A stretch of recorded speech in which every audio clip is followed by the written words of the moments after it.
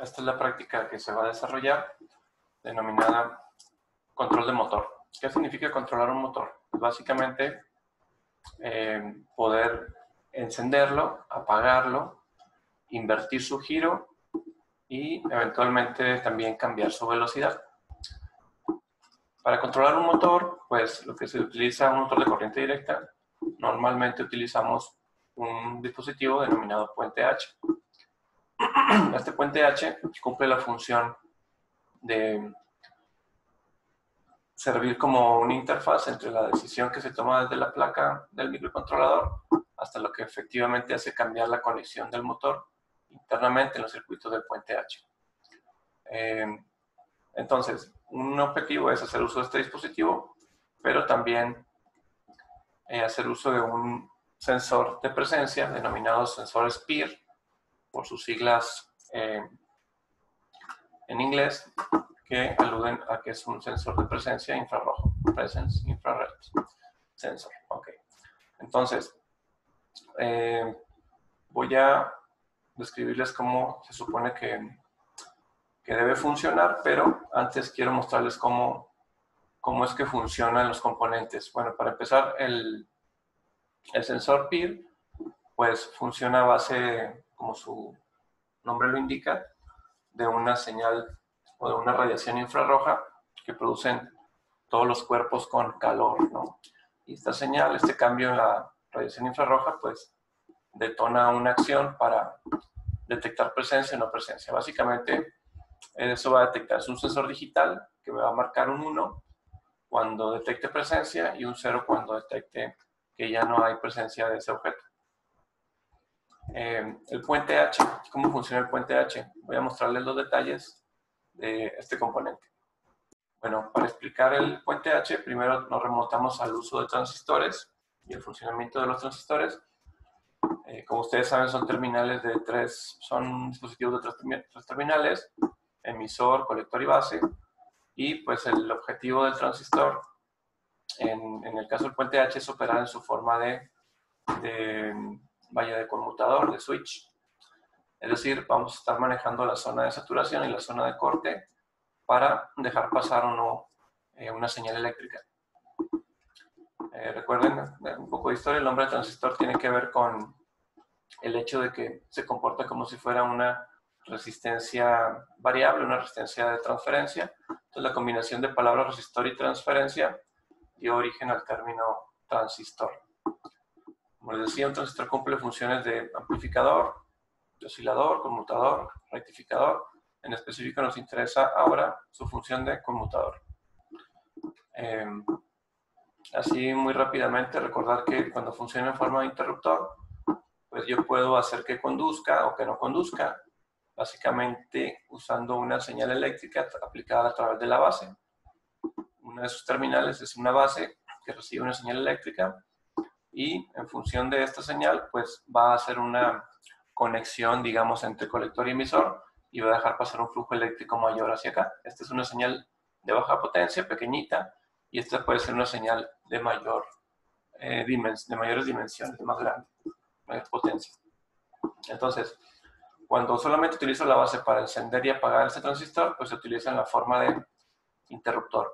Cuando yo exploto la zona lineal del transistor, es decir, yo puedo mandar una señal relativamente pequeña y provocar un flujo eléctrico relativamente pequeño.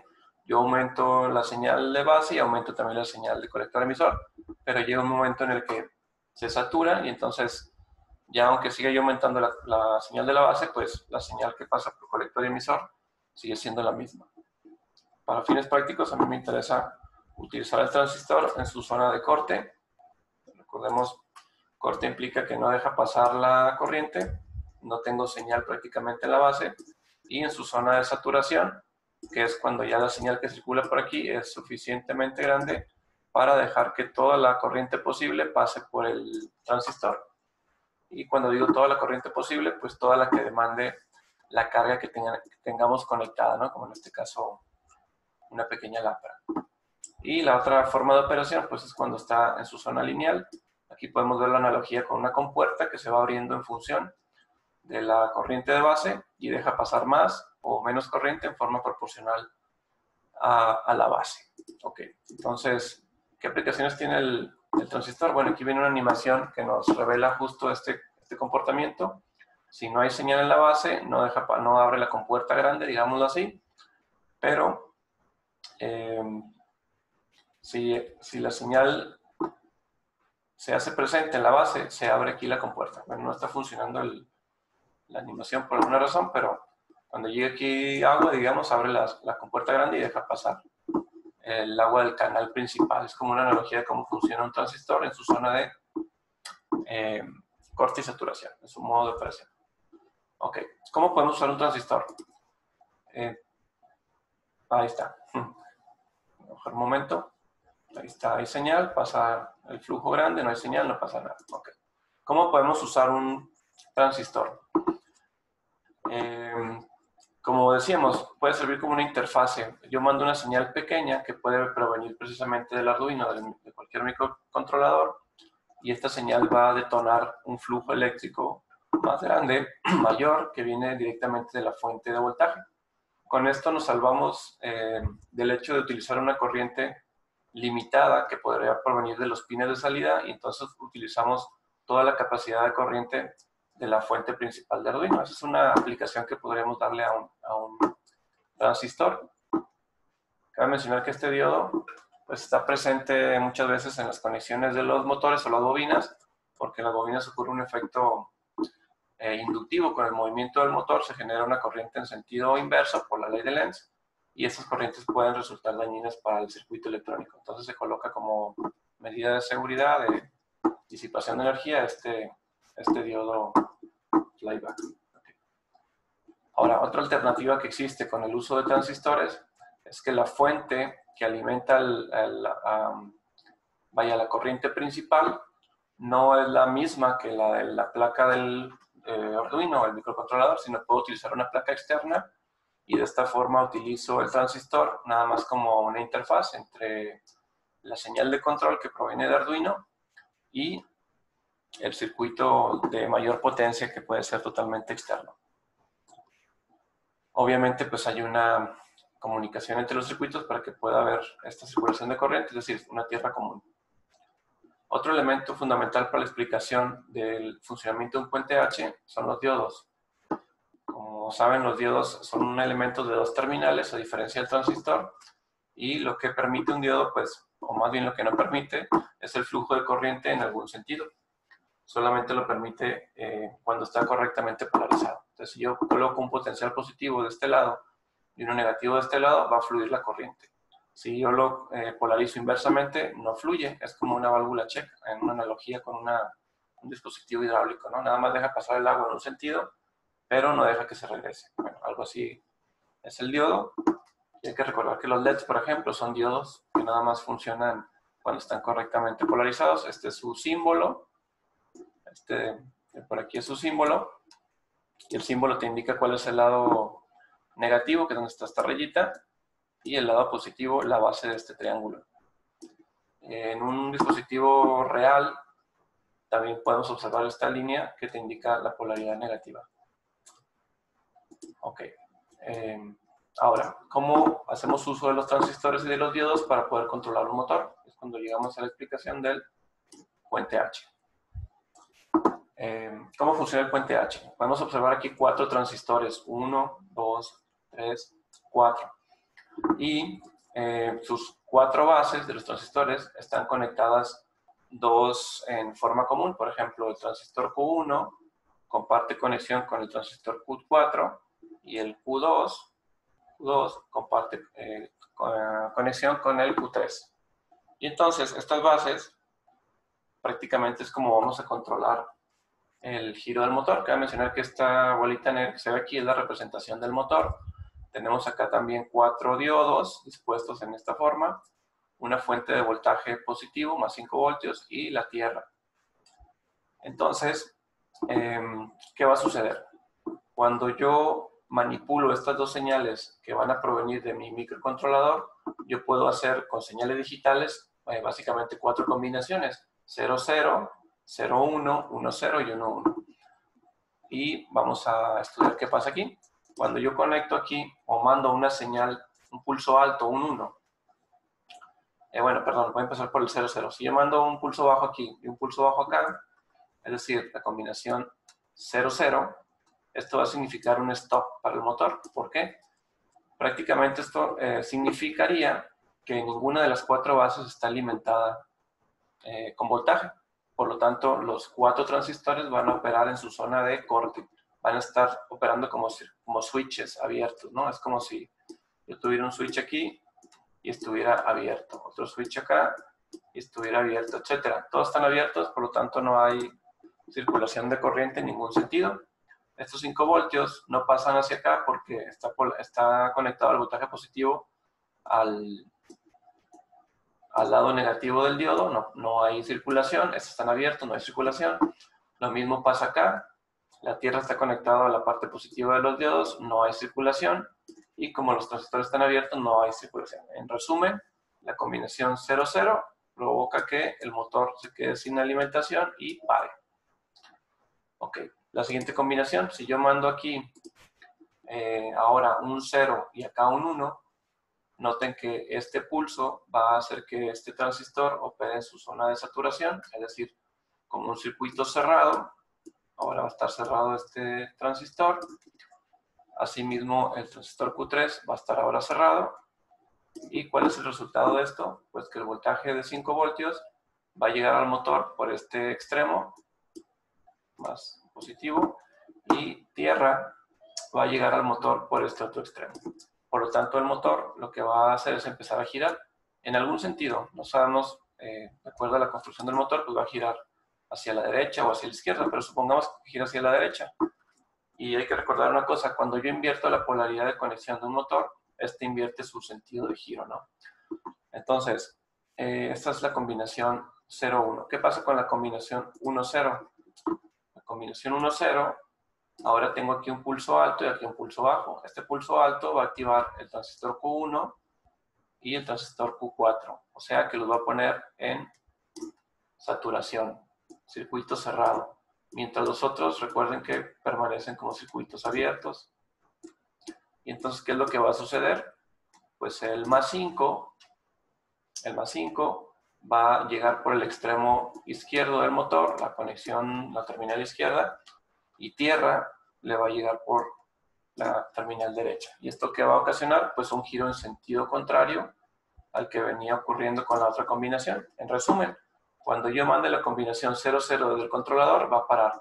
Cuando mande la 0-1, va a girar a la derecha, en sentido horario, en su posición. Y cuando mande 1-0, va a girar en sentido antihorario. Y entonces prácticamente yo puedo desde Arduino, fíjense que acá está la placa Arduino, mandar señales digitales hacia estos puntos de conexión del puente H y manipular el giro del motor y pararlo inclusive. La última combinación 1-1, si se fijan, pues activaría los 4 transistores, por lo tanto no es válida. No se usa. Entonces, no dije nada de los diodos. ¿Para qué están estos diodos aquí? Pues justamente lo que les mencionaba, que el movimiento del motor genera una inducción de voltaje en sentido inverso. Y entonces estos diodos van a asegurarnos de que no haya circulación de corriente corriente negativa hacia el positivo o positivo hacia el negativo a través de los transistores. Supongamos que ponemos la combinación de paro, el motor sigue girando y induce una corriente. Esa corriente tendería a circular por el camino que tiene pues habilitado. Y entonces esto pues, provocaría un cortocircuito. Entonces esto se evita con la colocación de los diodos. Okay. Entonces, ¿cómo está el circuito de un puente H al interior? ¿Cómo podría verlo en forma ya de un chip? Aquí está. Así luce este puente H en particular, el L293D, que es como, digamos, de lo más común, más simple también.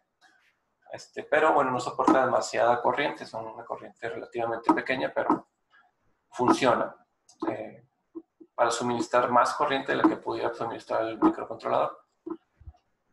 Entonces, muy importante, el mismo puente H tiene dos fuentes de alimentación. Si notan aquí, una fuente de alimentación a una batería auxiliar o una fuente externa, digamos, por lo que por aquí voy a conectar la fuente externa que deseo usar para alimentar los motores. Cabe mencionar que este integrado tiene todo lo necesario para manipular dos motores, no solo uno. Entonces aquí tenemos un arreglo como el que expliqué hace un momento en la diapositiva pasada, que daría, digamos, del lado izquierdo, y otro arreglo similar del lado derecho. Esta otra fuente de alimentación sería la propia alimentación del chip que necesita para operar, y los demás pines son así, los dos pines de control que van al micro, los que estábamos considerando que podemos cambiar entre 0, 0, 0, 1, 1, 0, serían estos. Tiene dos salidas, dos outputs, que justamente son los que van a mandar el voltaje al motor. Recuerden que en algún momento, de acuerdo a la combinación que mande yo por acá, aquí se va a establecer una polaridad más menos, y en algún otro momento puede ocurrir que se establezca una polaridad menos más. Entonces, por ejemplo, con otra combinación, a lo mejor aquí más menos, ¿no? Suponiendo que aquí mando un 1 y acá un 0, pero eventualmente le puedo mandar un 0 y un 1 y tener la otra polarización. Y pues 0, 0 que me apagaría el motor. Entonces, hay otros pines que se tienen que conectar a tierra. En el caso de los pines centrales de ambos lados, se tienen que conectar a tierra. Y hay un pin más muy interesante, que es el enable, que significa, pues, habilitador, ¿no? En español. Si yo, para que funcione el integrado, tengo que tener un pulso conectado al enable. Si no mando este pulso, el integrado no funciona y cuando no realiza la inversión de giro ni nada, ¿no? Entonces, para lo que me va a servir no es para encender y apagar el motor, eso lo hago con combinaciones digitales en las entradas del puente H. Para lo que me puede servir el enable, o puedo explotar su funcionamiento, es a través de una señal analógica enviada al enable, para ser concretos, una señal PWM, y esta señal PWM me va a ayudar a dosificar la potencia que envío yo a mis motores, porque si el integrado no está funcionando el 100% del tiempo, pues no envía el 100% de la potencia. Y aquí está lo interesante, yo puedo manipular la velocidad de los motores a partir de modificar el ancho de pulso de una señal PWM. Y entonces es justo lo que voy a explicar a continuación, ya para terminar la parte de la explicación del circuito. ¿Cómo funciona esto del PWM?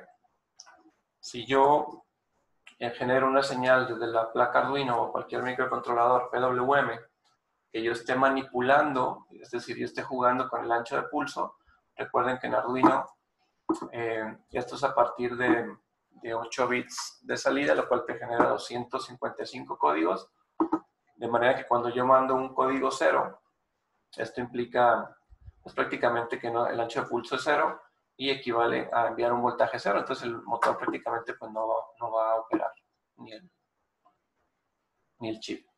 Pero si yo mando un 64, por ejemplo, esto equivaldría aproximadamente al 25%. El 25% del tiempo va a estar como un pulso alto y el resto como un pulso bajo.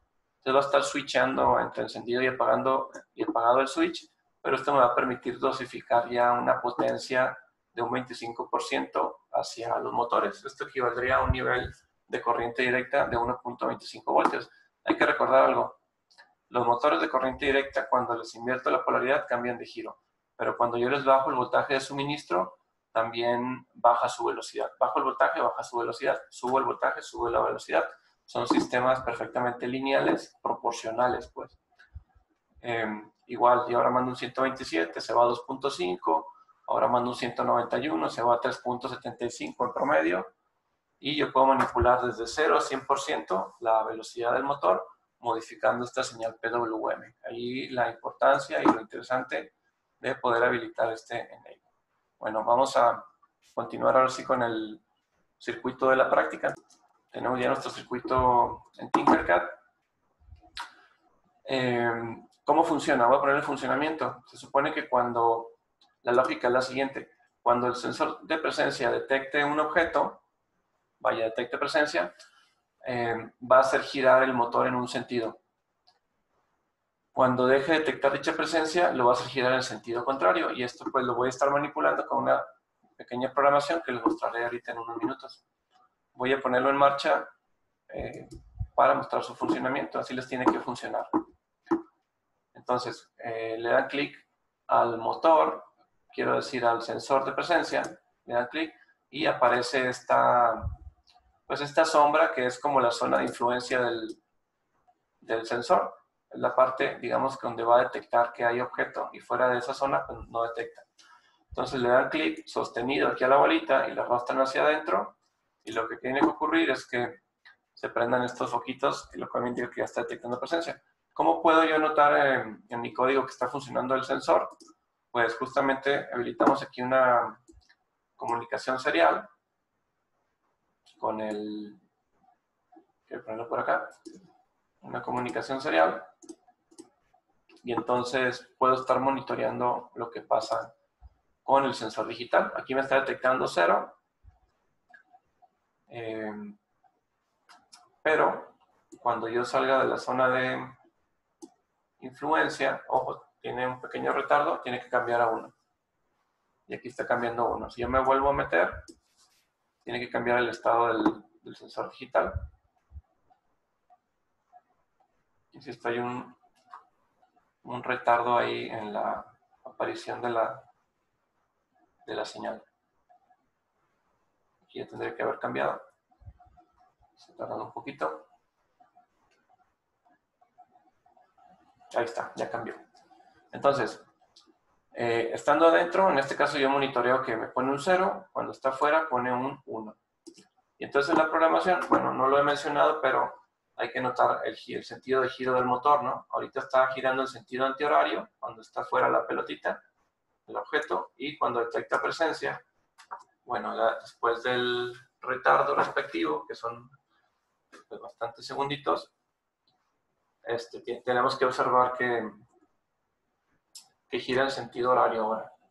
Este retardo yo no se lo programé, simplemente si funcionan los sensores de presencia, tienen un retardo para cambiar su estado.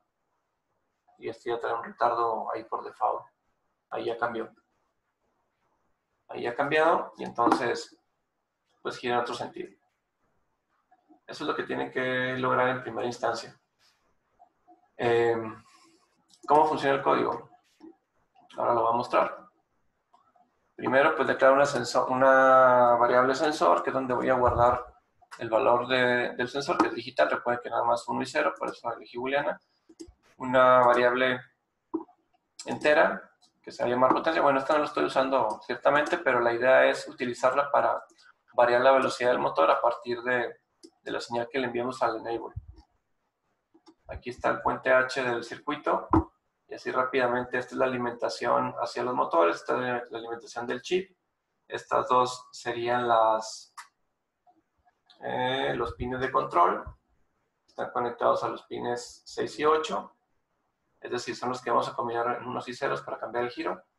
Estos dos van a tierra, estos dos son las salidas, es decir, son las conexiones que van directamente al motor, que lo van a hacer funcionar. Ahora, ¿cómo funciona el resto del código? En el void setup únicamente estoy declarando los 3 pines, los 2 de control y el enable. 6 y 8 son los pines de control y el 9 es el habilitador enable. El pin de entrada para la señal que manda el sensor, el A0, y pues la comunicación serial. Ya en la programación, únicamente la primera instrucción dice que pues la variable sensor va a valer lo que lea el sensor en forma digital por el pin A0. Entonces, todo lo que llegue por el pin A0 se va a leer en forma digital, es decir, solo va a reconocer ceros y unos, y ese valor se le va a asignar a sensor.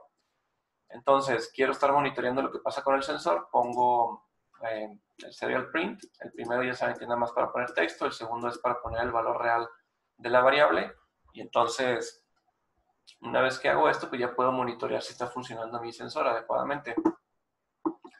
Lo siguiente, pues ya es una condicionante, ¿no? Si el sensor está en 1, entonces hago que se produzca la primera combinación, primero habilito, recuerden que el 9 es el pin habilitador, enable, habilito el chip, y los siguientes dos hacen una combinación de un pulso alto, un pulso bajo, para hacerlo girar en un sentido, pero si el sensor else, o sea, si no se cumple que el sensor sea igual a 1, pues obviamente esto significaría que el sensor sea igual a 0, en ese caso voy a poner el chip, lo voy a activar con el enable en high, el pin 9, pero voy a cambiar la combinación. Ahora en vez de ser 6-8 va a ser, es decir, el 6 en high va a estar en low y el 8 en vez de low va a estar en high. De manera que así se completa la programación, el código. Finalmente, ¿cuál es el reto de programación para entregar su actividad? Pues quiero que hagan lo siguiente. En cuanto a hardware, quiero que coloquen un par de LEDs aquí al lado del sensor, como simulando estas lámparas que cuando se activa el sensor de presencia prenden, de manera que cuando ustedes estén dentro de la zona de influencia del sensor, prenda el sensor, y cuando estén fuera se apague. Prendan los LEDs, quise decir, y cuando estén fuera se apaguen. Y otra cuestión, este botón, no mencioné nada acerca de él, es un push button, y la idea es que programen que cuando ustedes presionen el push button, queremos que se apague el motor.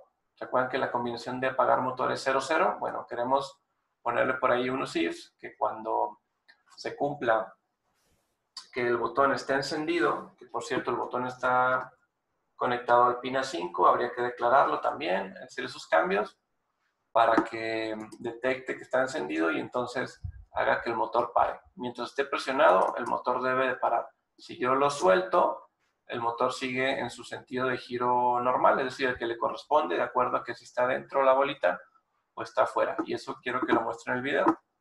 Bueno, eso es todo. Cualquier duda estoy a la orden.